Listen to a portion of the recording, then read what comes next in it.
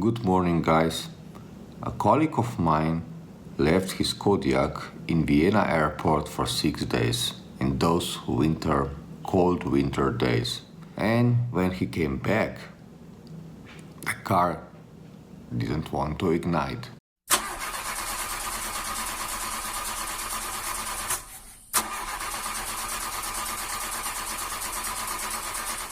First, he called me for help, but at the end he had to call AMZS, Slovenian version of ADAC. Of course, they called the Austrian one, and at the end they came to refill the batteries. The batteries were empty. For a new car that was 9 months old, just wow!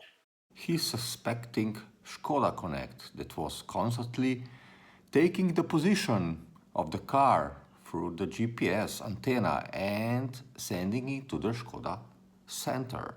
Well, who knows if that's the problem, right? For this winter, we are setting a new record in the lowest temperature today, so it's time to check my bear. Outside is minus 16 degrees of centigrade. So let's see what will happen with my car. It's cold outside. This is the lowest temperature since I bought the bear.